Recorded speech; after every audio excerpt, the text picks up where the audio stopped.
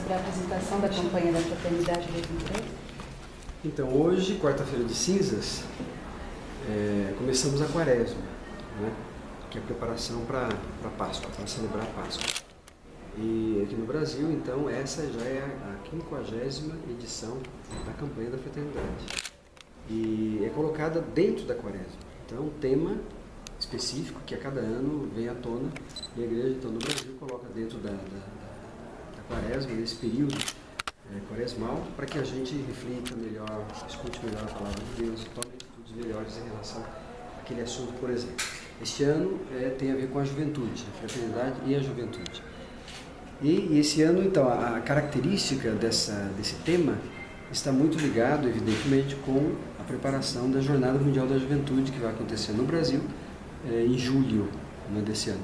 Então, as coisas estão mais ou menos ajustadas, seja para preparar a Jornada Mundial da Juventude, seja para ajudar os católicos do Brasil e toda a sociedade a refletirem sobre a situação e as circunstâncias que a juventude vive hoje.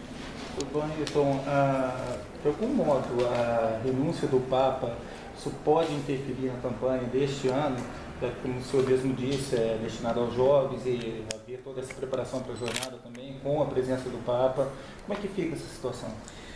Não, a renúncia do Santo Padre não interfere na vida, na atividade normal da Igreja. Claro que previsto nunca é esperado. Previsto, mas a gente não esperava. Aconteceu. E então, a preparação para a Jornada Mundial da Juventude, de modo muito especial no Rio de Janeiro, que é a sede da preparação e onde vai acontecer esse evento. Estão continuando a trabalhar, né, organizando o que é necessário. E a campanha da fraternidade, ou seja, esse tema da juventude, é para corroborar, para ajudar mais ainda na visibilidade desse tema e da Jornada Mundial da Juventude. Acredito que não tenha nenhum impacto, além daquilo que é assim, aquela surpresa que a gente sente quando recebe a notícia. Depois isso tudo vai sendo assimilado. E a igreja sabe muito bem como orientar essas coisas e já está orientando para que tudo aconteça da melhor maneira possível. Como o senhor absorveu essa notícia da renúncia? Absorver, a gente absorveu. A gente sempre foi surpresa para todo mundo, né? Até para aqueles que estavam em Roma, né? Alguns que estavam lá, conheço alguns bispos e os cardeais que estavam lá, receberam também assim com um certo espanto. Mas depois que passou o vento, assim, de repente, as coisas se amainam um pouco, se começa a processar isso, né, a compreender isso um pouco mais naquilo que é a razão das coisas e fica tudo bem.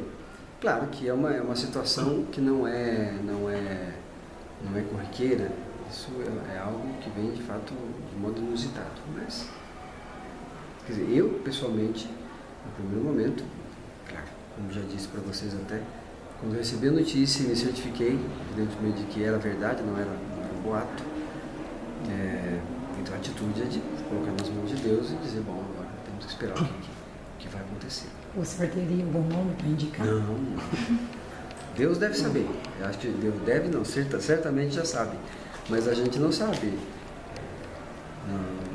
o que vai acontecer depois do dia 28 de fevereiro.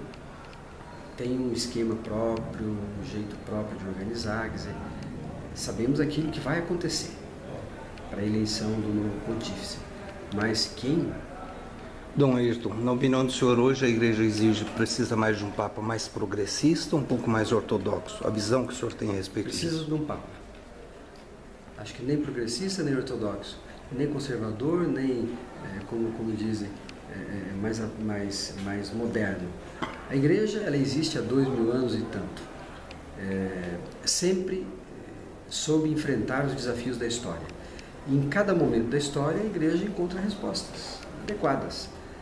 Agora, a igreja, como é uma instituição na história, não é uma instituição como as nossas instituições, que de repente duram 50 anos e já estão acabando, é uma instituição que está na história, ela tem um procedimento na história.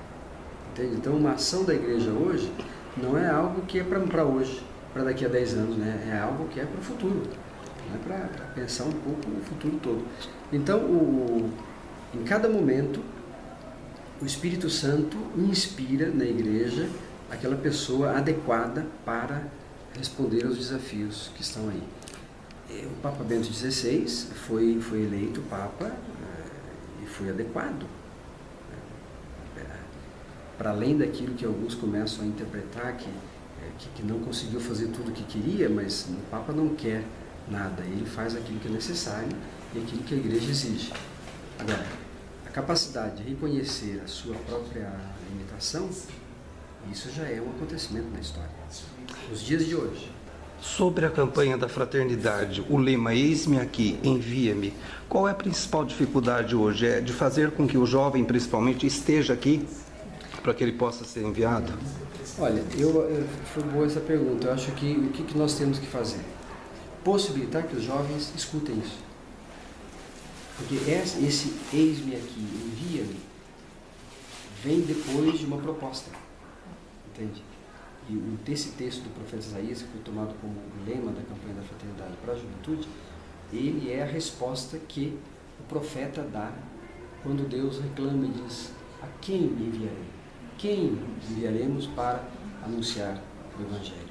Quem é que vai em nosso nome? Então, eis-me aqui, envia-me, é a resposta. Então, o que antecede é que nós devemos trabalhar muito. O eis-me aqui, envia-me é o que deve sair do coração de toda a juventude. Agora, o ambiente, as condições, a preparação, a formação, nós temos que nos preocupar para dar. E de que forma que a igreja pretende atuar para alcançar esse objetivo? Então, isso através das comunidades, através da organização, através da juventude própria, que já está na organização da igreja. Por exemplo, toda a Jornada Mundial da Juventude, que é um gesto dentro de todas as coisas que possam acontecer, a jornada é uma das coisas, um dos gestos que se faz. Então, na organização estão os jovens. Claro que tem os padres, mas mesmo entre os padres são aqueles mais jovens. Não são os padres mais idosos, que já estão um pouco cansados. Isso acontece com todo mundo. Também vai acontecer com os jovens. Um dia vão ficar mais idosos, mais cansados, né? E vão ter que ir sendo substituídos por outros. Então veja, para a organização dos espaços, das condições, dos ambientes, das situações em que os jovens possam florescer e dar essa resposta, a igreja vai se empenhar. Mas tem se empenhado já, veja.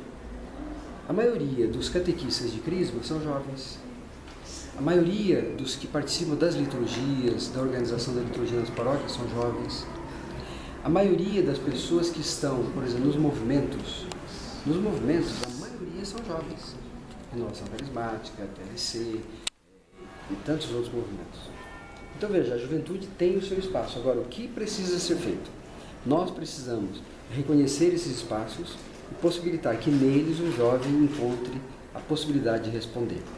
Então, para dar um exemplo, ontem eu celebrei a missa no final do encontro que fazem durante o período de carnaval, que a Renovação Carismática faz. Muito jovem, tinha talvez mais que a metade, eram jovens. E é o momento de você perguntar: será que os jovens estão dispostos a arriscar? A dar uma resposta um pouco mais exigente? Tem que perguntar. Nós não podemos supor, nem podemos ficar pensando: os jovens não vão conseguir. Pergunte, e você vai ter uma surpresa. A juventude tem uma capacidade enorme seja de adaptação, de assimilação e de resposta imediata. Isso significa juventude, né? A jovialidade é exatamente isso, é não ficar parado esperando, pensando demais. Às vezes pensa e não acontece, né?